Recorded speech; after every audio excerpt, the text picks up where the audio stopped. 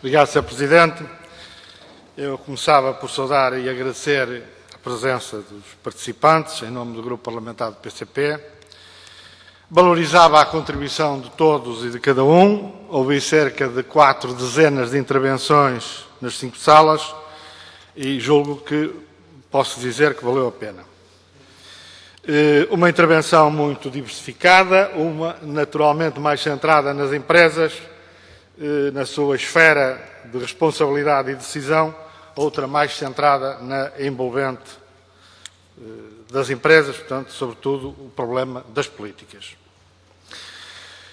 Gostaria, num conjunto de pinceladas rápidas, em que vou procurar articular algumas das questões ou dos problemas que vieram com ideias nossas sobre o assunto, começaria por dizer que a minha primeira grande contestação é certamente a afirmação feita aqui pelo professor Pedro Laínez, que aliás depois alguns reproduziram em comissão, em grupos de trabalho, sobre a diferença, sobre o muro existente entre a economia e a política. Eu não partilho naturalmente desta versão, bem pelo contrário, julgo que a economia é um concentrado de política nas decisões e opções que toma.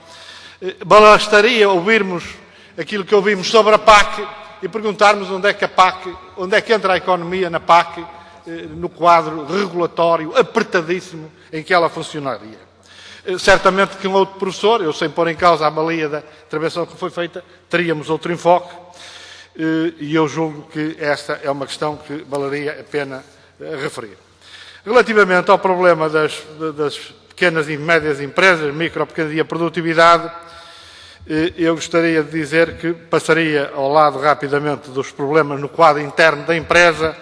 Eu acho que essas questões foram suficientemente abordadas e gostaria de começar por assinalar algo que me pareceu, que eu valorizo neste debate, daquilo que eu vi. Foi que falámos de produtividade e competitividade das empresas sem focarmos o problema nas relações laborais, nas questões do trabalho, embora elas sejam naturalmente importantes. Não sei o que aconteceu, mas de facto esta questão não esteve, como habitualmente consta dos discursos sobre estas matérias no dia a dia, como todos sabemos, do nosso país.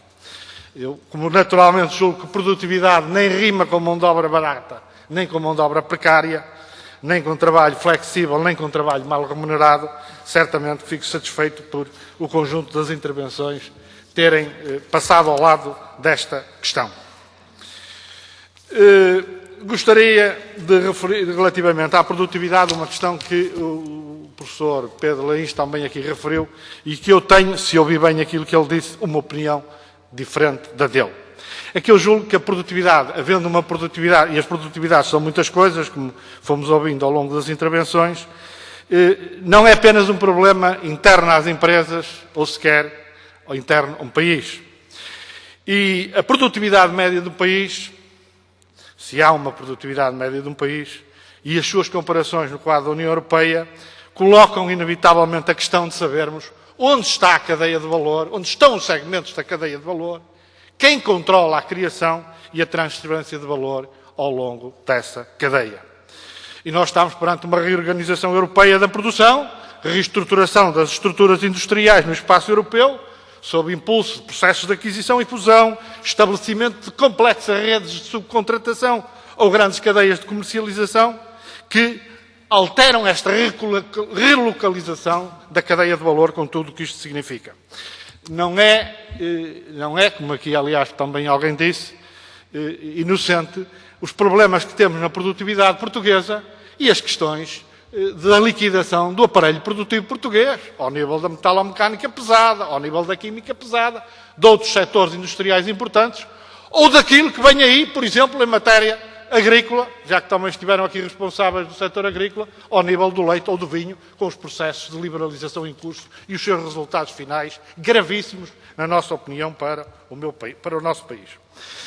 Mas poderíamos dizer que estes processos, ainda por cima, estão acelerados pelo mercado único e pelo euro. E aqui, falando do euro, poderíamos lembrar, neste momento em que esta questão tanto tem sido debatida, uma parábola que constava do argumentário do euro, o argumentário da Comissão Europeia para que toda a gente percebesse o que ia acontecer com o euro, que era a parábola do Picasso e dos pintores da construção civil. Alguns não sei se estão lembrados. Em que dizia, portanto, o euro ia olear a alocação eficaz de recursos e é evidente que ia permitir que os Picassos pintassem telas e os pintores da construção civil pintassem paredes e não o contrário. O argumentário esqueceu-se de explicar nessa altura onde é que iam ficar os pintores da construção civil e onde é que iam ficar os Picassos. Alguém tiver dúvidas, lê nos últimos números, o último comunicado da Comissão Europeia, o quadro que lá está sobre as balanças de transações correntes, vê a evolução da Alemanha ao longo da década e depois compara com a nossa ou de outros aflitos neste momento.